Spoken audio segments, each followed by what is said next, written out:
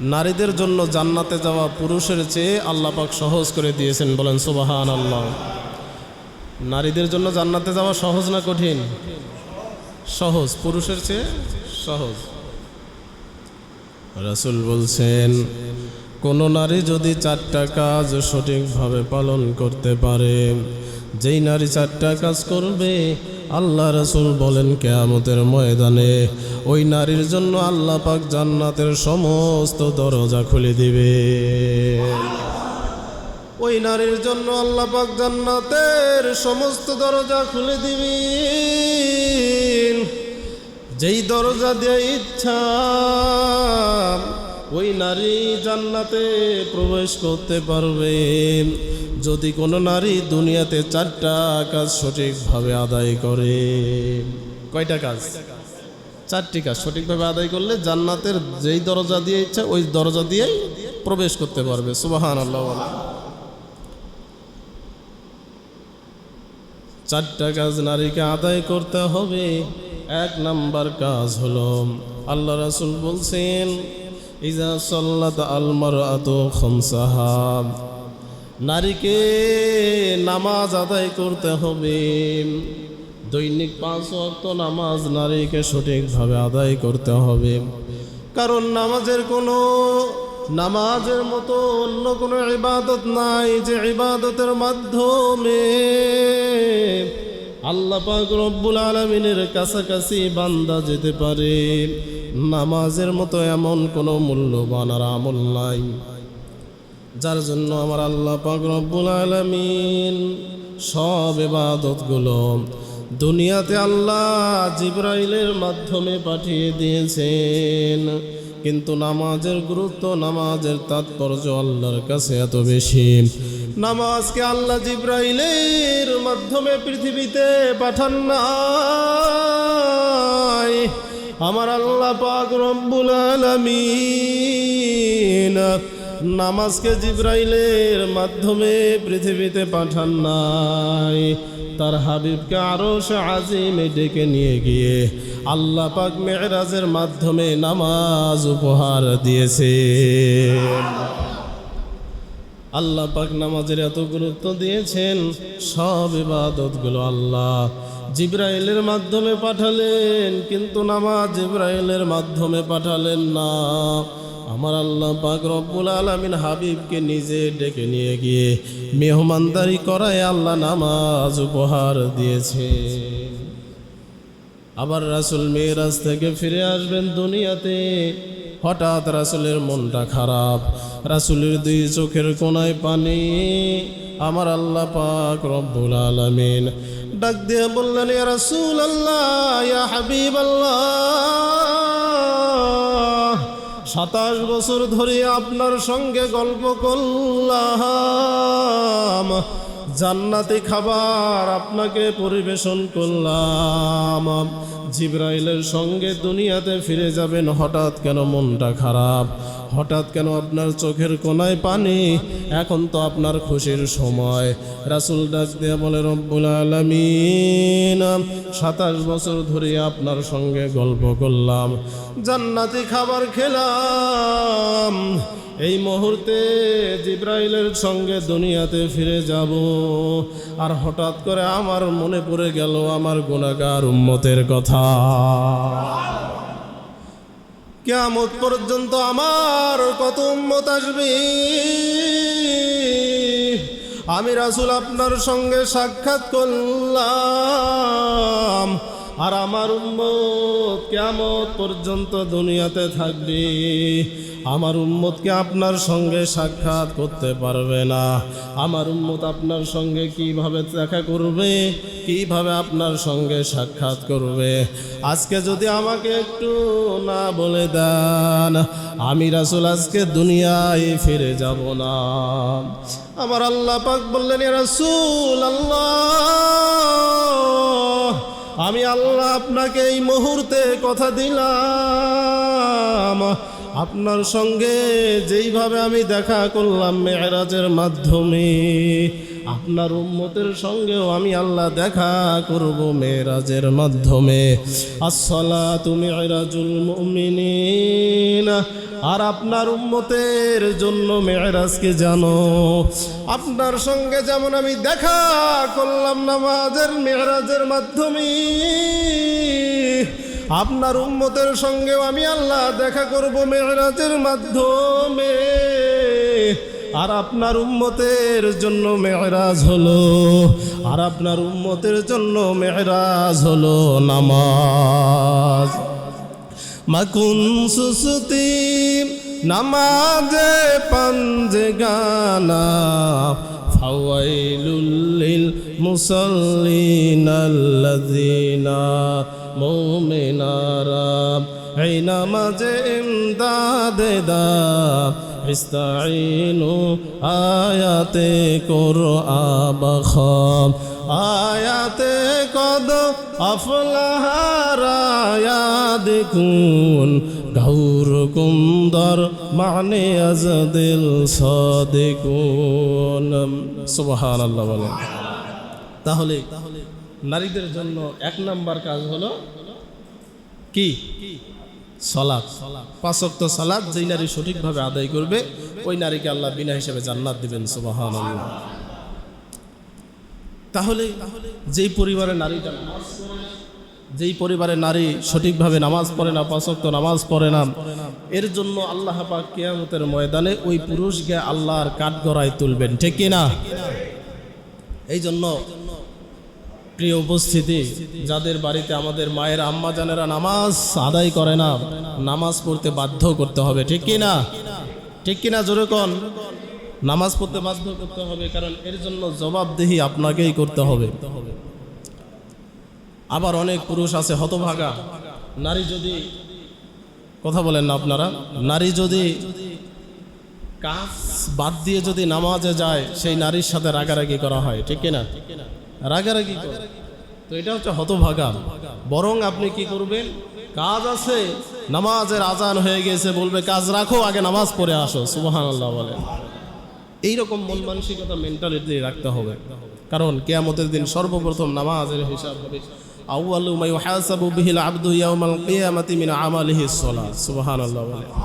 কিয়ামতের দিন আগে নামাজের হিসাব দিতে হবে। তো যাই হোক, সময় কম, বিস্তারিত বলার সময় নেই, সংক্ষেপে বলি যে 4টি কাজ করলে নারীরা বিনা হিসাবে জান্নাত যাবে। মা বোনদের যারা শুনছেন, আজকে বলবো মনোযোগ দিয়ে শুনবেন। আপনাদের জন্য 4টা কাজ, যে নারী সঠিকভাবে 4টি কাজ আদায় করবে ওই নারীকে আল্লাহ পাক বিনা হিসাবে জান্নাত দিবেন। সুবহানাল্লাহ। ওয়াসামাত শাহরহা, আর নারীদের জন্য 2 নম্বর কাজ হলো রমজানে রোজা রাখা। নামাজ পড়ার পরে যেই নারী সঠিকভাবে রোজা পালন করবে ওই নারীকে আল্লাহ পাক বিনা হিসাবে জান্নাত দিবে। আজকে আমাদের সমাজের কি অবস্থা? রমজানে 1 মাস টানা রোজা রাখলে স্ত্রীর চেহারা নষ্ট হয়ে যাবে, বডি ফিটনেস খারাপ হয়ে যাবে। এই ভয়ে অনেক পুরুষ স্ত্রীকে রোজা রাখতে দেয় না। ওই পুরুষের মতো হতভাগা পৃথিবীতে আর একটাও নাই, ঠিক না? রোজা রাখে না, রোজা রাখতে বাধ্য করতে হবে। তাহলে নারীদের জন্য 2 নম্বর কাজ কি গেল? রমজানে ফরজ রোজা সঠিকভাবে আদায় করা। আর নারীদের জন্য 3 নম্বর কাজ হলো ওয়া হাফিজত ফারজাহা। নারীদের জন্য 3 নম্বর কাজ হলো তার লজ্জাস্থানের হেফাজত করা, পর্দা করা, পর্দা সঠিকভাবে পালন করা। যদি কোনো নারী পর্দা সঠিকভাবে পালন করতে পারে, যদি কোনো নারী তার লজ্জাস্থানের হেফাজত করতে পারে, আল্লাহ পাক ওই নারীকেও বিনা হিসাবে জান্নাত দিবেন। এই জন্য আল্লাহ পাক বলছেন ওয়াকরনা ফি বুয়ুতিকুন্না ওয়ালা তাবাররাজনা তাবাররুজাল জাহিলিয়াতিল উলা। ও নারীরা, তোমরা জাহিলি যুগের নারীদের মতো বের হইও না, বেপরদা হয়ে রাস্তায় মার্কেটে ঘুরো না। যদি রাস্তায় মার্কেটে বের হতেই হয় তাহলে সেটা পর্দার সাথে তোমরা বের হও। এই নারীকে আল্লাহ পাক পর্দার বিধান আল্লাহ পাক কোরআনে দিয়েছেন দেখুন না পর্দার কত গুরুত্ব। হযরতে ফাতেমাতুজ জোহরা রাদিয়াল্লাহু তাআলা আনহা, পর্দার এত তার কাছে গুরুত্ব ছিল। তিনি আমাদের এই রকম তো সেই সময় দালান কোঠা ছিল না, পাকা বাথরুম ছিল না, এই রকম দালান কোঠা আমাদের সময়কার মতো ছিল না। এই জন্য ফাতেমাতুজ জোহরা খাবারটা এমনভাবে কন্ট্রোল করতেন, এমনভাবে খাবার মেনটেন করতেন, দিনের বেলা কখনো তিনি বাথরুমে যাইতেন না। সুবহানাল্লাহ। তাহলে কিভাবে খাবার খাইলে দিনের বেলা বাথরুম পাবে না? চিন্তা করেন। অর্থাৎ এমনভাবে এমন পরিমিত খাবার খাইতেন যাতে করে দিনের বেলা বাথরুমে যাইতে না হয়। সুবহানাল্লাহ। গেলে মানুষ দেখবে পর্দা নষ্ট হয়ে যাবে। তাহলে মায়েরা যারা শুনছেন চিন্তা করে দেখুন, মায়েদের হযরতে ফাতেমাতুজ জোহরা সেই পর্দাকে কেমন মেইনটেইন করতেন, যেমন খাবার খাইতেন যেন দিনের বেলা বাথরুমে যাইতে না হয়। আল্লাহু আকবার। আবার তিনি যেদিন মৃত্যুবরণ করবেন, মৃত্যুবরণ করার আগে হযরতে আলীকে ডেকে বললেন, প্রাণের স্বামী আমার, আপনার কাছে কি কোনো ভুল বেয়াদবি করেছে কিনা? আপনি কি আমার উপর রাজি আর খুশি নাকি? আমাকে বলেন, আমি একটু শুনতে চাই। রাসূল বলছেন, কোন নারীর উপর তার স্বামী যদি বলে, কোন স্ত্রী মারা যাওয়ার পর স্বামী যদি এই সাক্ষ্য দেয়, আমার স্ত্রীর উপর আমি রাজি ছিলাম, খুশি ছিলাম, আমার স্ত্রীটা নেককার ছিল, আমার স্ত্রীটা ভদ্র ছিল, আমার স্ত্রী আল্লাহর ইবাদত করেছে, এইভাবে যদি কোনো স্বামী সাক্ষ্য দেয়, রাসূল বলেন ওই নারীকে আল্লাহ পাক বিনা হিসাবে জান্নাত দিবেন। ও মা, পর্দার কত গুরুত্ব। ফাতেমাতুজ জোহরা আলীকে বললেন, আলী, আমি যদি মারা যাই রাতের বেলা আমার লাশটা দাফন করে দিও। আবার যখন আমাকে কবরস্থানের দিকে নিয়ে যাবে, আমার খাটলির উপরে একটা পর্দা ফালায়া দিবে, সেখান থেকে নারীদের খাটলির উপর পর্দা রাখার বিধান। আমার লাশটা যখন কবরস্থানের দিকে নিয়ে যাওয়া হবে, আমার লাশটার উপরে একটা পর্দা ফালায়া দিবা। বেশি মানুষ ডাকার প্রয়োজন নাই, আমাকে মাত্র কয়েকজন মিলে দাফন করে দিবা। রাতের বেলা আমাকে দাফন করে দিবি না, মানুষ যেন আমার লাশটা দেখতে না পারে। আমি ফাতেমা কতটুকু মোটা ছিলাম, কতটুকু লম্বা ছিলাম, মানুষ যেন আমাকে দেখে অনুমান করতে না পারে। দেখেন কি বিধান। আর এই জন্যই আল্লাহ পাক রব্বুল আলামিন, এই জন্যই আমার আল্লাহ পাক রব্বুল আলামিন ফাতেমার এই আমলে আল্লাহ পাক খুশি হয়ে আল্লাহ পাক রব্বুল আলামিন ঘোষণা দিয়েছেন, জান্নাতে যত রমণীরা যাবে জান্নাতে প্রবেশ করবে, আল্লাহ পাক রব্বুল আলামিন মর্যাদা দান করিয়া ফাতেমাকে সমস্ত জান্নাতি রমণীদের সর্দারিনী বানাবে। সম্মান আল্লাহ পাক দিয়েছে। এই জন্য নারীদেরকে সেই পর্দার সাথে চলতে হবে। আর আজকে আমাদের সমাজে খুব আফসোস লাগে, যেই পুরুষের অধীনে তার স্ত্রী পর্দা করে না, ফেসবুকে ছবি দেয়, টিকটকে ভিডিও দেয়, যে ভাইয়ের অধীনে তার বোনটা পর্দা করে না, টিকটকে ভিডিও দেয়, ফেসবুকে ছবি দেয়, যেই পিতার অধীনে তার মেয়েটা পর্দা করে না, টিকটকে ভিডিও দেয়, ফেসবুকে ছবি দেয়, বেপর্দা হয়ে চলে, ওই পুরুষ, ওই স্বামী, ওই ভাই, ওই পিতাকে আল্লাহ পাক কিয়ামতের দিন কাঠগড়ায় দাঁড় করাবেন। ঠিক না? সাবধান হয়ে যান, তার কারণে আপনি জাহান্নামী হবেন। আপনার শুধরায় না নিজেকে, আপনার স্ত্রী পর্দা করে কিনা, মেয়েটা পর্দা করে কিনা, আপনার অধীনে যারা আছে, যে মেয়েরা, যে নারীরা, তারা পর্দা করে কিনা খোঁজখবর রাখেন। তাদের জন্য আপনাকে আল্লাহর কাঠগড়ায় দাঁড়াতে হবে। আজকে নারীবাদীরা নারীদের অধিকারের কথা বলে আমাদের মা বোনদেরকে রাস্তায় নামাতে চায়। ঠিক কিনা? যারা কথা বলেন না, ঠিক কিনা? যারা নারী অধিকারের কথা বলে আমাদের মা বোনদেরকে বিবস্ত্র করে, বেপরদায় করে রাস্তায় নামাতে চায়, এগুলো আসলে লুচ্চা বদমাইশ। ঠিক কিনা? যারা নারী অধিকারের কথা বলে নারীদেরকে রাস্তায় নামাতে চায়, দেখা যায় ওদের ঘরে নারীরা সব থেকে বেশি নির্যাতিতা। ঠিক কিনা? যারা নারী অধিকারের কথা বলে, যে দল মত, যে মানুষ নারী অধিকারের কথা বলে, ইসলাম নারীকে যে অধিকার দিয়েছে সে অধিকার ভুলে অন্য কোনো অধিকারের কথা বলে, নারী যে পুরুষরা নারীদের অধিকারের কথা বলে নারীদেরকে রাস্তায় নামাতে চায়, দেখা যায় ওরাই ধর্ষণের সেঞ্চুরি করে, ঠিক কিনা? এই জন্য সাবধান। ইসলাম নারীকে যে অধিকার দিয়েছে, মা বোনেরা ওই অধিকারটুকুই জানে না। মা বোনেরা যদি জানতো ইসলাম নারীকে কি অধিকার দিয়েছে, আজকে যেই সমাজ, সুশীল সমাজ নারী অধিকারের কথা বলে রাস্তায় মিছিল করে, নারীদেরকে রাস্তায় নামাতে চায়, বেপরদা করতে চায়, মা বোনদের উচিত এগুলোকে ঝাড়ু পেটা করে শায়েস্তা করা, ঠিক কিনা?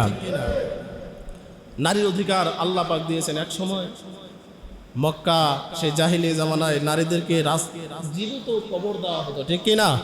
ঠিক কিনা? কবর দেওয়া হতো। সেখান থেকে আমার রাসূল নারীকে মায়ের সম্মান দিয়েছেন, নারীকে বোনের সম্মান দিয়েছেন। সুবহানাল্লাহ বলেন। তাহলে নারীদের জন্য কয়টা কাজের কথা বললাম? 4টা কাজ। তার মধ্যে 1 নাম্বার কথা বলতে হবে বাবা, নামাজ। 2 নাম্বার রোজা। 3 নাম্বার পর্দা করা, লজ্জাস্থানের হেফাজত করা। আর 4 নাম্বার হলো ওয়া আতাআত ফারজাহা ওয়া আতাআত যাওজাহা। 4 নাম্বার কাজ হলো যেই নারী তার স্বামীর খেদমত করে। সুবহানাল্লাহ বলেন না? 4টা কাজের মধ্যে 4 নাম্বার কাজ হলো যেই নারী তার স্বামীর খেদমত করে। স্বামী বাহিরে থেকে আসছে, কষ্ট করে আসছে, কোনো খেদমত নাই। কিভাবে আসছে না আসছে, কি কষ্ট করে আসলে, কোনো ভ্রুক্ষেপ নাই। মা এইরকম না। নারীকে, স্বামী আর স্ত্রীর মধ্যে যে মহব্বত, আল্লাহ পাক রব্বুল আলামিন বলেন ওয়াজআলনা বাইনাকুম মাওয়াদ্দাতাও ওয়া রাহমা ইন্না ফি যালিকা লাআয়াতিল লিকাউমিন ইয়াতাফাক্কারুন। আমার আল্লাহ বলেন নারী আর পুরুষের ভিতরে, স্বামী আর স্ত্রীর ভিতরে যে মহব্বত তোমরা দেখতে পাও, আমি আল্লাহ ওই মহব্বত নিজ কুদরতি হাতেই সৃষ্টি করেছি। ওই মহব্বত আমি আল্লাহ নিজেই সৃষ্টি করেছি। এই জন্য মায়েরা, স্বামী আর স্ত্রীর মধ্যে মহব্বতটা কেমন হবে, আমার রাসূলের দিকে তাকাও। রাসূল দিনের কাজে বাহিরে যাইতেন, বাড়িতে না ফেরা পর্যন্ত হযরতে খাদিজাতুল কুবরা রাসূলের সঙ্গে সারা একা একা কোনোদিন খানা খান নাই। সুবহানাল্লাহ। রাসূল দিনের কাজে বাহিরে যাইতেন, যত রাত গভীর হোক না কেন, যখন রাসূল বাড়ির মধ্যে ফিরে আসতেন, দরজায় একটা শব্দ করার সঙ্গে সঙ্গে খাদিজাতুল কুবরা দরজা খুলে দিতেন। রাসূল বললেন, খাদিজা কি ব্যাপার, একটা শব্দ করার সঙ্গে সঙ্গে কেমনে দরজা খুলে দাও? ও খাদিজা, তুমি কি ঘুমাও না? খাদিজাতুল কুবরা বলেন, ইয়া রাসূলুল্লাহ, আপনি যখন দিনের কাজের জন্য বাহিরে যান, আপনি ক্লান্ত হয়ে বাসায় ফিরেন, আর আমি খাদিজা যদি বিছানায় ঘুমিয়ে যাই, আপনি দরজায় এসে ডাকবেন, আমি খাদিজা যদি না শুনি, আমার উঠতে যদি দেরি হয়ে যায়, আপনি কষ্ট পাবেন। এই চিন্তা করিয়া আপনি যখন দিনের কাজের জন্য বাহিরে যান, আপনার চিন্তায় আমি খাদিজা একটা দিনও রাতের বেলা বিছানায় পিঠ লাগাই না। কত মহব্বত স্বামী আর স্ত্রীর ভিতরে। রাসূল বলেন, আমি যখন দিনের কাজে বাইরে যাইতাম, আবার যখন বাসায় ফিরতাম, যদি দেখতাম খাদিজাতুল কুবরা তরকারি কাটতেছে, আমি রাসূল রেডি হইয়া খাদিজাকে সাহায্য করার জন্য আমি রাসূল নিজেই তার সাথে তরকারি কাটা শুরু করতাম। সুবহানাল্লাহ। স্বামী আর স্ত্রীর মধ্যে দেখেন কত মহব্বত। আর আমাদের এই তরকারি একটু লবণ বেশি হয়েছে, তেল বেশি হয়েছে, এই জন্য স্ত্রীকে সারাদিন ঝাড়ির উপরে, রাগের উপরে রাখে, ঠিক কিনা? এমন পুরুষ আছে না? তরকারিতে লবণ বেশি, এই জন্য স্ত্রীকে ঝাড়ে। ও বিয়ে করে যখন নিয়ে আসছে অন্যের বাড়ি থেকে, তখন ওই নারী আম্মাজান কত সুন্দর ছিল, দেখতে সুন্দর ছিল, নিয়ে এসে 1-2 বছরে কাজ করাইতে করাইতে চেহারা নষ্ট করে ফেলছে, ঠিক কিনা? মহব্বত রাখেন। আল্লাহ পাক বলছে স্বামী আর স্ত্রীর ভিতরে যে মহব্বত আমি আল্লাহ নিজ হাতেই সৃষ্টি করেছি। সুবহানাল্লাহ বলেন। দেখুন কেমন মহব্বত। আমাদের মতো দালান কোঠা ছিল না, আমাদের মতো এত সুন্দর বাড়ি গাড়ি ছিল না। মা আয়েশাতুল হুমায়রা, হযরতে মা আয়েশাতুল হুমায়রা বাড়ির মধ্যে শুয়ে আছেন, খেজুর পাতার বিছানা, খেজুর পাতার বাড়ি। আমাদের মতো এত সুন্দর বাড়ি ছিল না, খেজুর পাতার বাড়ি, খেজুর পাতার বিছানা। মা আয়েশাতুল হুমায়রা পা মিলিয়ে বসে আছেন।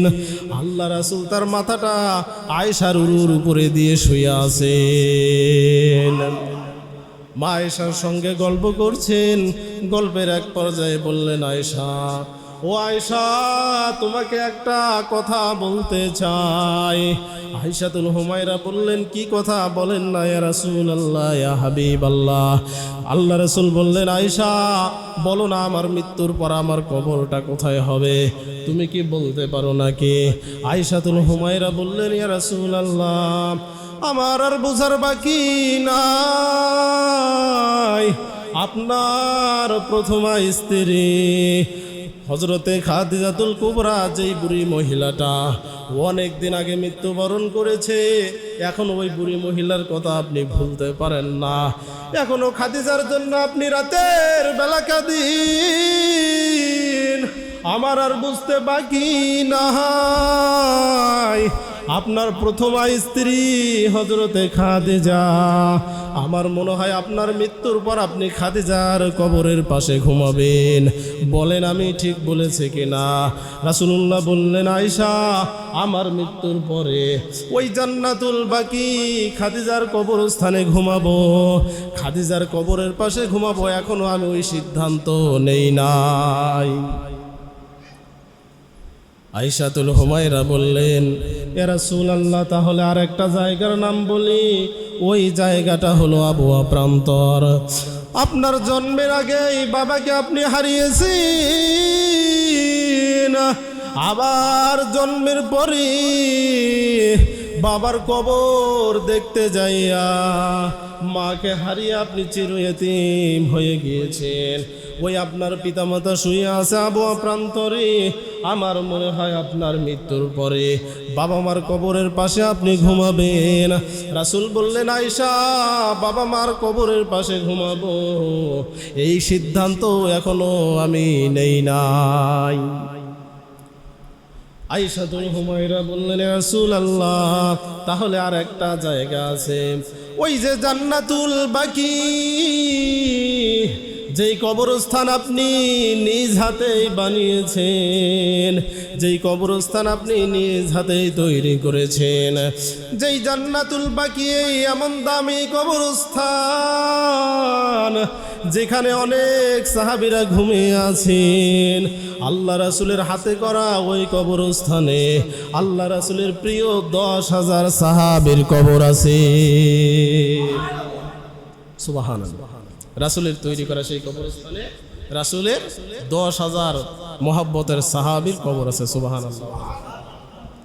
তো খাদিজাতুল হুমায়রা বলছেন যে, ইয়া রাসূলুল্লাহ, তাহলে আমার মনে হয় যেহেতু আপনি নিজ হাতে ওই কবরস্থান বানিয়েছেন, তাহলে আপনি ওই কবরস্থানে হয়তো ঘুমাবেন। বলেন না ঠিক কিনা? রাসূল বলল, আয়েশা, ওই কবরস্থানে ঘুমাবো, এখনো ওটা ঠিক করি নাই। সুবহানাল্লাহ। এত দামি কবরস্থান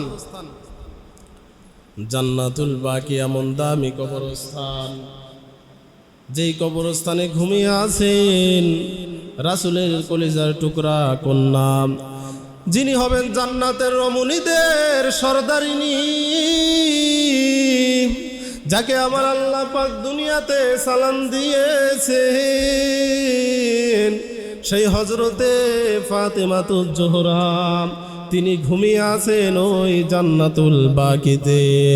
আল্লাহ রাসূলের 2 কন্যার স্বামী জিন্নুরাইন হযরতে ওসমান গনি রাদিয়াল্লাহু তাআলা আনহু, আল্লাহ রাসূলের মহব্বতের সাহাবী, তিনিও ঘুমিয়ে আছেন ওই জান্নাতুল বাকিতে। আবার আল্লাহ রাসূলের মহব্বতের চাচা ইবনে আব্বাস রাদিয়াল্লাহু তাআলা আনহু তিনিও ঘুমিয়ে আছেন ওই জান্নাতুল বাকিতে। আবার আমাদের ইমাম, সারা বিশ্বের ইমাম, ইসলামের জন্য যিনি এত কষ্ট করেছেন, জেল খেটেছেন, জালিমের অত্যাচার সহ্য করেছেন, সেই ইমাম আবু হানিফা রাহমাতুল্লাহি আলাইহি তিনিও ঘুমিয়ে আছেন জান্নাতুল বাকিতে। ওই জান্নাতুল বাকি এমন দামি কবরস্থান, যেই জান্নাতুল বাকিতে যদি কোনো মানুষ ইমানের সাথে মৃত্যুবরণ করে আর তার কবরটা যদি হয় ওই জান্নাতুল বাকিতে, আল্লাহ পাক রব্বুল আলামিন খুশি হইয়া ওই ব্যক্তির কবরের আযাব কিয়ামত পর্যন্ত বন্ধ করে দেয়। এমন দামি কবরস্থান। মা আয়েশাতুল হুমায়রা বললেন, ইয়া রাসূলুল্লাহ, আমার মনে হয় আপনার মৃত্যুর পর ওই জান্নাতুল বাকিতে আপনি ঘুমাতে চান। আল্লাহ রাসূল বললেন, আয়েশা, আমার মৃত্যুর পর জান্নাতুল বাকিতে ঘুমাবো। ও আয়েশা, ওই সিদ্ধান্ত এখনো আমি রাসূল নেই নাই। আয়েশাতুল হুমায়রা বললেন, ইয়া রাসূলুল্লাহ, তাহলে আপনি নিজেই বলুন না, আপনার মৃত্যুর পর আপনি কোথায় ঘুমাতে চান? আল্লাহ রাসূল বললেন, আয়েশা, আমার চোখের দিকে একটু তাকাও। মা আয়েশা আল্লাহ রাসূলের দিকে তাকালেন। আল্লাহ রাসূল বললেন, আয়েশা, আমার মৃত্যুর পরে আজকে যেইভাবে তোমার ঘরের ভিতরে আমি শুয়ে আছি, ও আয়েশা, আমার মৃত্যুর পরে তোমার ঘরের ভিতরে আজকে যেইভাবে আমি শুয়ে আছি, আমার মৃত্যুর পর যদি তোমার ঘরের ভিতরে আমি থাকতে চাই, আয়েশা বলো, তোমার ঘরের ভিতরে আমাকে কি জায়গা দিবে? আয়েশা বললেন, ইয়া রাসূলুল্লাহ, ইয়া হাবিবাল্লাহ, আপনার মৃত্যুর পরে আপনি যদি আমার ঘরের ভিতরেই ঘুমাতে চান, কিয়ামত পর্যন্ত আপনার উম্মতেরা আপনার কবর জিয়ারত করার জন্য আসবে, আর আসিয়া আমার ঘরটা দেখে যাবে। আমি আয়েশার দাম বাড়া ছাড়া কমবে না, আমার দাম আল্লাহর দরবারে বৃদ্ধি পাবে। রাসূল বললেন, আয়েশা, তাহলে আমার মৃত্যুর পরে আমার সাহাবীদেরকে তুমি বলবে, আমার মৃত্যুর পর আমার কবরটা যেন আমার সাহাবীরা তোমার ঘরের ভিতরেই দেয়। সুবহানাল্লাহ বলে। তাহলে আজকে একটু গিয়ে বাড়িতে বলেন তো, যে ও প্রাণের স্ত্রী, কত দিলাম, কত শাড়ি, কত গহনা, কত কি দিলাম, তো তোমার আমার মৃত্যুর পর আমার কবরটা ঘরের ভিতরে দিও। বলতে পারবেন? ওই কথা যদি বলেন, কি বলবে? যে থাক, তোর সংসার নিয়ে তুই থাক, আমি বাপের বাড়ি গেলাম। ঠিক কি না? কথা বলেন না, ঠিক কি না? বলবে কি না? আল্লাহ রাসূল মা আয়েশার উপরে মাথা দিয়ে এসব গল্প করছেন। সুবহানাল্লাহ। আমরা কয়দিন পারছি? উরুটুরু পেতে তো দিবে। ওই মহব্বত তো নাই বাবা। ওই মহব্বত তো তৈরি করতে আমরা নিজেরাই পারি নাই। ওই যে সবসময় ঝাড়ির উপরে রাখি, মহব্বত তো নাই। স্বামী আর স্ত্রীর মধ্যে কেমন মহব্বত হবে? আল্লাহ রাসূলের জীবনী থেকে শিক্ষা নাও। সুবহানাল্লাহ। রাসূলের মৃত্যু যেদিন হয়ে গেল, রাসূলের মৃত্যুর পরে চতুর্দিকে কান্নার রোল পড়ে গেল। 3 দিন পর্যন্ত আরবে চুলায় আগুন নাই। আরবে 3 দিন পর্যন্ত রাসূলের মৃত্যু বেদনায় 3 দিন পর্যন্ত মহিলারা চুলার মধ্যে আগুন দেন নাই। এমনকি 3 দিন পর্যন্ত শিশু বাচ্চারা মায়ের কাছে খাবারের আবেদন করে নাই। রাসূলের মৃত্যু বেদনায় চতুর্দিকে শোকের ছায়া। রাসূলের মৃত্যু বেদনায় সবাই কাঁদে। হযরতে বেলাল রাসূলের মৃত্যু বেদনায় বারবার বেহুশ হয়ে জমিনের মধ্যে পড়ে যায়। যে রাসূলকে দেখার জন্য আমি পাগল, ওই রাসূল আজকে আমাদেরকে ছাড়িয়া চলে গিয়েছে। রাসূল বলে আর কাকে ডাকবো? সাহাবীরা যে যেদিকে পারে ছুটিয়ে কান্নাকাটি শুরু করে দিয়েছে। 3 দিন পার হয়ে গেল, রাসূলের কবর দেওয়ার কথা কারো স্মরণ নাই। সাহাবীরা কান্নায় বেহুশ। রাসূলের কবর কোথায় হবে? 3 দিন পরে দুপুরের পর আবু বকরের নেতৃত্বে মিটিং বসে গেল, রাসূলের কবরটা কোথায় দেওয়া যায়। একদল সাহাবী বললেন, রাসূলের কবর দাও। রাসূলের প্রথমা স্ত্রী ওই জান্নাতুল বাকিতে, ওই জান্নাতুল মুআল্লায় শায়িত হযরতে খাদিজার কবরের পাশে রাসূলকে দাফন করে দেওয়া ভালো হবে। কারণ যেই খাদিজার জন্য রাসূল পাগল ছিলেন, খাদিজার জন্য রাসূল এত পাগল ছিলেন, খাদিজার মৃত্যুর পরে আল্লাহ রাসূল গভীর রজনীতে খাদিজার কবরের পাশে গিয়ে একা একা কান্নাকাটি করতেন। আবার খাদিজাকে এত মহব্বত করতেন, এত খাদিজাকে ভালোবাসতেন।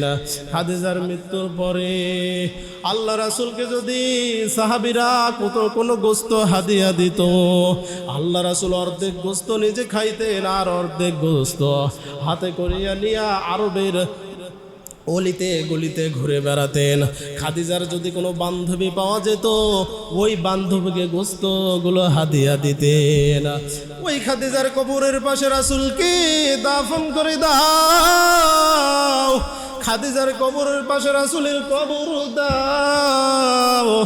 একদল সাহাবী বললেন, না না, ওই আবহাওয়া প্রান্তরে রাসূলের পিতামাতা শায়িত আছে, আমার রাসূল বড় এতিম, জন্মের আগেই বাবাকে হারিয়েছেন, বাবার কবর দেখতে গিয়ে মাকে হারিয়ে চির এতিম হয়ে গিয়েছেন। ওই বাবা মা শায়িত আছে আবহাওয়া প্রান্তরে, ওখানে রাসূলুল্লাহকে দাফন করে দেওয়া ভালো হবে। একদল সাহাবী বলল, না না, আল্লাহ রাসূল নিজে হাতে একটা কবরস্থান বানিয়েছেন, ওই জান্নাতুল বাকিতে রাসূলুল্লাহকে দাফন করে দাও। একদল সাহাবী বলল, না না, কাবার উত্তর দিকের চাতোয়া রাসূলের বাপের পৈতৃক ভিটা, সেখানে রাসূলুল্লাহর কবর দাও। একদল সাহাবী বললেন, না না, রাসূলের স্ত্রী আয়েশা এখনো জীবিত আছে, চলুন না আয়েশার কাছে যাই, আয়েশাকে রাসূল কিছু বলে গিয়েছে কিনা। সাহাবীরা মিলে আয়েশার কাছে গেলেন, আয়েশাকে বললেন, আম্মা জান, রাসূলুল্লাহর কবর কোথায় হবে, রাসূল আপনাকে কিছু বলে গিয়েছে কিনা। বা আয়েশাতুল হুমায়রা বললেন, রাসূল আজকে যেখানে শায়িত আছেন মৃত্যুর পরে, ঠিক এই রকম অবস্থায় আজ থেকে কিছুদিন আগে আমি পা মেলিয়ে শুয়েছিলাম, আল্লাহ রাসূল তার মাথাটা আমার উরুর উপরে দিয়ে শায়িত ছিলেন। ওই দিন রাসূল আমাকে জিজ্ঞেস করেছিল, আয়েশা, আমার মৃত্যুর পরে আমি যদি তোমার ঘরের ভিতরে কবরস্থ হয়ে থাকতে চাই, ও আয়েশা বলো, তোমার ঘরের ভিতরে আমাকে কি তুমি জায়গা দিবে নাকি? সেদিন আমি বলেছিলাম, নাআম ইয়া রাসূলুল্লাহ, আপনি যদি আমার ঘরে মৃত্যুর পরে থাকতে চান, আমার ঘরের ভিতরে আপনার কবর দিয়ে রাখবো। সাহাবীরা বললেন, তাহলে আর দেরি নয়, এই মুহূর্তে রাসূলুল্লাহর লাশটা সরাও আর আয়েশার ঘরের ভিতরে কবর খোঁড়া শুরু করে দাও। মা আয়েশার ঘরের ভিতরে কবর খোঁড়া শুরু হয়ে গেল। কবর খোঁড়ার পর আল্লাহ রাসূলকে মা আয়েশার ঘরের ভিতরেই দাফন করা হলো। স্বামী আর স্ত্রীর ভিতরে কি মহাব্বত! হযরতে মা আয়েশাতুল হুমায়রা বলেন, রাসূল আমার ঘরের এক পাশে ঘুমায় আর আমি অন্য পাশে ঘুমাই, আমার কোনো সমস্যা হয় না। এমনকি গভীর রজনীতে আমি আয়েশাতুল হুমায়রা রাদিয়াল্লাহু তাআলা আনহু একা একা গভীর রজনীতে আল্লাহ রাসূলের কবর আমি একা একা জিয়ারত করতাম। এ মা, এ বাবা, নারী আর পুরুষ, স্বামী আর স্ত্রীর ভিতরে কি মহাব্বত! লাইলি মজনুর জীবনী থেকে শিক্ষা নেওয়ার প্রয়োজন নাই, শিরিন ফরহাদের জীবনী থেকে শিক্ষা নেওয়ার প্রয়োজন নাই, শাহজাহান মমতাজের জীবনী থেকেও শিক্ষা নেওয়ার প্রয়োজন নাই। নারী আর পুরুষের ভিতরে কেমন মহাব্বত হবে, শিক্ষা যদি তুমি নিতে চাও, অন্য কারো জীবনী থেকে শিক্ষা নেওয়ার প্রয়োজন নাই। শিক্ষা যদি নিতে চাও শিক্ষা নাও বিশ্ব নবীজির জীবনী থেকে। ইমামুল আউয়ালিন আল আখিরিন বহরে সদকা রহমাতাল লিল আলামিন সাইয়্যিদুল কাওনাইন খাতুমুল মুরসালিন আখির আমদ বুদে ফখরুল আউয়ালিন শুধু ওজুদাস রহমাতাল লিল আলামিন মসজিদে ও শুধ হামার হে জমিন। এই জন্য নারী স্বামী আর স্ত্রীর মধ্যে কেমন মহব্বত হবে শিক্ষা নিতে হবে কার জীবনী থেকে? কার জীবনী থেকে? কথা বলতে হবে কার জীবনী থেকে? রাসূল সাল্লাল্লাহু আলাইহি সাল্লামের জীবনী থেকে। তাদের স্বামী আর স্ত্রীর ভিতরে কেমন মহব্বত ছিল। যাই হোক, অনেক সময় পার হয়ে গিয়েছে। এই ঘটনাটা শেষ এর আগেও একদিন বলা শুরু করছিলাম, শেষ করতে পারিনি, এই জন্য আজকে একটু সময় পার হলো, তারপরেও শেষ করলাম। আল্লাহ পাক রব্বুল আলামিন আমাদের সবার সংসারে যেন তার খাস রহমত তিনি নাজিল করেন। বলেন আমিন।